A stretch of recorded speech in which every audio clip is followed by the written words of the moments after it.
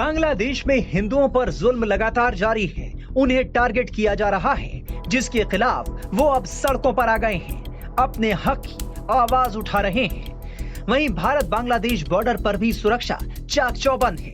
BSF के जवान लगातार पेट्रोलिंग कर रहे हैं। इन तस्वीरों के बीच आपको बता दें कि पिछले दिनों बांग्लादेश में घुसते 200 रोहिंग्या मुसलमानों के मारे जाने की खबर आई थी। इस वीडियो में जानेंगे कि ये 200 रोहिंग्या मुसलमान क्यों मारे गए और उनकी हत्या के पीछे किसका हाथ था। ये पूरा वीडियो देखिए। पूरे अपडेट के साथ आपको पूरी खबर बताएंगे। रोहिंग्या मुसलमानों पर यह हमला म्यांमार के पश्चिमी रखाइन राज्य में बांग्लादेश की सीमा के पास हुआ था। नदी के किनारे नाव का इंतजार कर रहे रोहिंग्या लोगों के ठीक ऊपर बम गिराए गए। लोग बचने के लिए सीधे नदी में कूद पड़े। फिर क्या हुआ ये बताएंगे, लेकिन उससे पहले बात बांग्लादेश के मौजूदा हालात पर, फिर 200 रोहिंग्याओं के मारे जाने की पूरी खबर।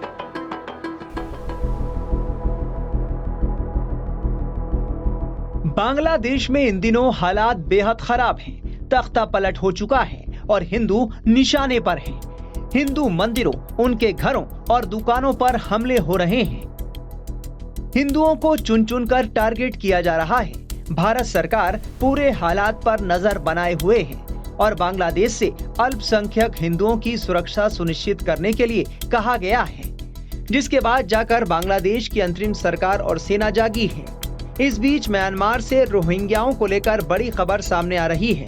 देश छोड़कर बांग्लादेश भाग रहे रोहिंग्याओं पर ड्रोन के जरिए हमला किया गया है।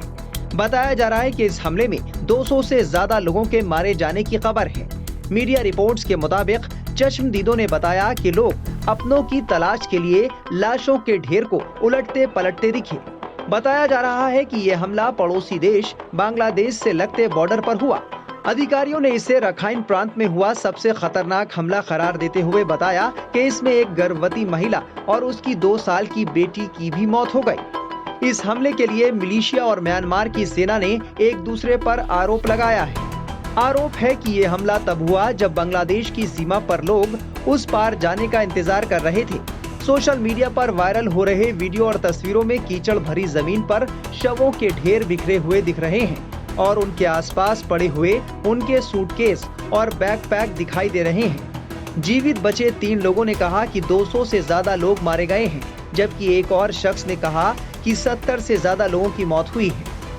मीडिया रिपोर्ट्स के मुताबिक ये हमला म्यांमार के तटीय शहर मांगड़ा के ठीक बाहर हुआ। एक चश्मदीद 35 साल की मोहम्मद इलियास के मुताबिक उनकी गर्भवती पत्नी और 2 साल की बेटी हमले में घायल हो गई और बाद में उनकी मौत हो गई। जब ड्रोन ने भीड़ पर हमला करना शुरू किया तो वो उनके साथ समुद्र तट पर खड़ा था। दरअसल रोहिंग्या मुसलमान और म्यांमार के बहुसंख्यक बौद्ध समुदाय के बीच विवाद 1948 में म्यांमार के आजाद होने के बाद से ही चल रहा है। बताया जा रहा है कि रखाइन राज्य में, जिसे अराकान के नाम से भी जाना जाता है, 16वीं शताब्दी से ही मुसलमान रहते हैं। ये वो दौर था जब म्यांमार में ब्रिटिश शासन था। 1826 में जब पहला एंग्लो बर्मा युद्ध खत्म हुआ तो उसके बाद अराकान पर ब्रिटिश राज कायम हो गया। इस दौरान ब्रिटिश शासकों ने बांग्लादेश से मजदूरों को अराकान लाना शुरू किया। इस तरह म्यांमार के राखीन में बांग्लादेश से आने वालों की संख्या लगातार बढ़ती गई। बांग्लादेश से जाकर रखाइन में बसे ये वही लोग थे जिन्हें आज रोहिंग्या मुसलमानों के तौर पर जाना जाता है। रोहिंग्या की तादाद बढ़ती देख म्यांमार के जनरल विन की सरकार ने 1982 में बर्मा का राष्ट्रीय कानून लागू कर दिया था। इस कानून के तहत रोहिंग्या मुसलमानों की नागरिकता खत्म कर दी गई। तब से ये रोहिंग्या मुस्लिम कई देशों में अपने अस्तित्व की लड़ाई लड़ रहे हैं।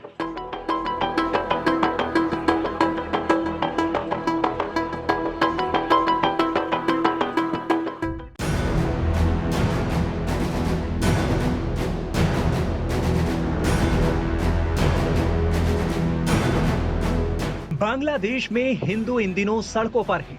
वो अपनी सुरक्षा और हक के लिए आवाज उठा रहे हैं। राजधानी ढाका से लेकर चटगांव तक हिंदू विरोध प्रदर्शन कर रहे हैं।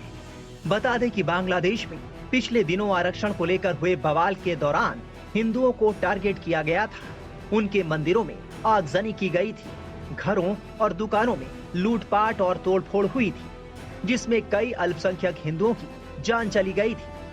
बता दें कि बांग्लादेश में करीब 8% यानी 1 करोड़ 35 लाख के करीब हिंदू रहते हैं। ये हिंदू इन दिनों गुस्से में हैं क्योंकि इनको वहां निशाना बनाया जा रहा है। हिंदुओं ने बांग्लादेश की अंतरिम सरकार को घुटनों पर ला दिया है। बांग्लादेश में हिंदुओं समेत अल्पसंख्यकों पर हो रहे अत्याचार और हमलों के लिए अंतरिम सरकार ने माफी मांगी है। गृह मामलों के सलाहकार retired brigadier general M Sakhawat Hussain ने कहा है कि हम हिंदू समुदाय को सुरक्षा प्रदान करने में विफल रहे, इसके लिए हम माफी मांगते हैं। हुसैन ने कहा, ये हमारे धर्म का भी हिस्सा है कि हमें अल्पसंख्यकों की रक्षा करनी चाहिए, पर हम ऐसा करने से चूक गए। मैं अपने अल्पसंख्यक भाइयों से माफी मांगता हूँ। हम अराजकता के दौर से गुजर रहे हैं। पुलिस खुद अच्छी स्थिति में नहीं है, इसलिए मैं समाज के बहुसंख्यकों से आग्रह करता हूँ कि वो अल्पसंख्यक हिंदू भाइयों की रक्षा करें। वो हमारे भाई हैं, हम सभी एक साथ बड़े हुए हैं। अल्पसंख्यक भाइयों की सुरक्षा करना बहुसंख्यक समुदाय का परम कर्तव्य है। अगर वो ऐसा नहीं करते हैं तो उन्हें जवाब देना होगा कि वो सुरक्षा प्रदान करने में विफल क्यों रहे। बांग्लादेश में शेख हसीना के देश छोड़कर जाने के बाद से हिंदुओं को लगातार निशाना बनाया जा रहा है और मंदिरों में तोड़फोड़ की जा रही है। इसके विरोध में ढाका और चटगांव की सड़कों पर हजारों हिंदू हाथों में पोस्टर लेकर उतरे और सुरक्षा की मांग कर रहे हैं। बांग्लादेश की अंतरिम सरकार ने पूर्व प्रधानमंत्री शेख हसीना को संदेश दिया है कि वो देश लौटती हैं तो उसमें कोई बाधा नहीं डाली जाएगी। गृह मामलों के सलाहकार brigadier general retired M Sakhawat Hussain ने प्रेस कॉन्फ्रेंस में सीधे शेख हसीना को संबोधित करते हुए कहा, आप लौटने की बात कह रही हैं, लेकिन आप देश छोड़कर गई ही क्यों? आपका ही देश है, लौटने के लिए आपका स्वागत है। हालांकि कृपया समस्या पैदा करने से खुद को दूर रखें। आप ऐसा करेंगी तो लोग उत्तेजित होंगे। हम आपकी इज्जत करते हैं। बता दें कि बांग्लादेश में हिंदुओं पर अत्याचार के खिलाफ ढाका से लेकर अमेरिका के ह्यूस्टन तक प्रदर्शन हो रहे हैं। भारत में शुरू से ही बांग्लादेश के हिंदुओं के लिए आवाजें उठाई जा रही हैं।